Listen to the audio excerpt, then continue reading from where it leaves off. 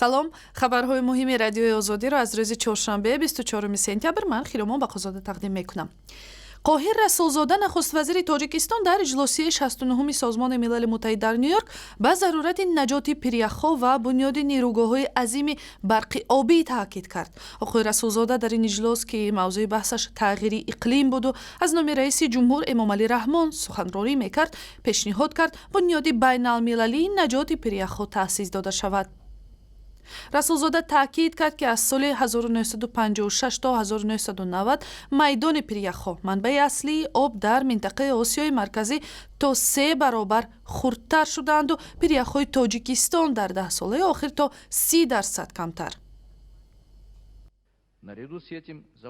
дар як 10 солаи ахир масоҳати пиряхҳо дар Тоҷикистон, ки барои тамоми Осиёи марказӣ аҳамияти ҳаётӣ доранд, ба таври чашмгир кам шудааст. айни замон бояд бигӯям, ки Тоҷикистон дар байни кишварҳо бо партоби камтарин газҳои гулхонаӣ дар мақоми 155 қарор дорад. ҳадаф аз нишасти Ню-Йорк водор сохтани кишварҳои узви Созмони Милал ба имзои созишномаи нав оид ба иқлим ва партоби газҳои гулхонаӣ аст, ки имзои он бояд соли оянда дар Париж сурат гирад. додгоҳи олӣ 12 сокини Тоҷикистонро барои пайравӣ аз ҷараёни мазҳабии салафия айбдор дониста 8 нафари онҳоро ба муҳлати аз 3 то 10 сол маҳкум ба зиндон кардааст ва бақия 4 нафарро ҷарима бастааст. Ин ҳукм рӯзи 22 сентябр содир шуда, хабарашро имрӯз додгоҳи олӣ пахш кард. Нафаре, ки ба 10 соли зиндон маҳкум шуд, ба бовари додгоҳ дар раҳбарии ин гурӯҳи аз соли 2009 мамнӯъ дар Тоҷикистон айбдор дониста шудааст. ҷараёни салафия тақрибан 10 соли пеш дар Тоҷикистон пайдо шуда, пайравонаш бо шеваи фарқкунандаи адои маросими намоз бо рӯҳониёни суннатӣ вориди баҳсу ихтилоф шуданд. раҳбарони корпусҳои дипломатӣ дар душанбе фаъолияти яксолаи созмони ҳамкориҳои Шанхай дар давраи раҳбарии Тоҷикистонро мусбат арзёбӣ карданд.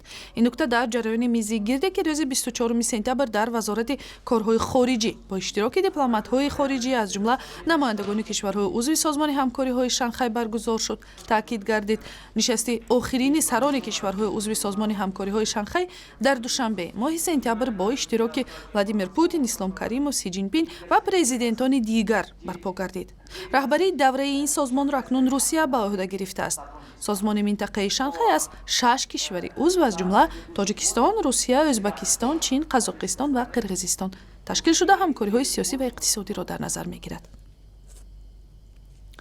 дар душанбе боғчаи махсуси бачагон барои атфоли гирифтори мушкили гуфтору шунавоӣ бунёд мешавад, ки кӯдаконро аз саросари кишвар ҷалб хоҳад кард. дастуре дар ин замина аз ҷониби шаҳрдорӣ имзо шудааст. ин кӯдакистони махсус дар назди мактаби рақами 8 пойтахт таъсис мешавад. ин мактаби 12 сола 180 кӯдакро бо таҳсил фаро гирифта, барояшон 23 омӯзгори махсус дарс медиҳанд, ки таҷрибаву методикаи корро ҳанӯз аз давраи шӯравӣ омӯхтанд. ва барои тамошои шакли пурраи ин навор ба сайти интернетии радиои Озодӣ, шабакаҳои иҷтимоӣ Facebook, Twitter, YouTube ва замимаи радиои Озодӣ барои телефони ҳамроҳ муроҷиат кунед.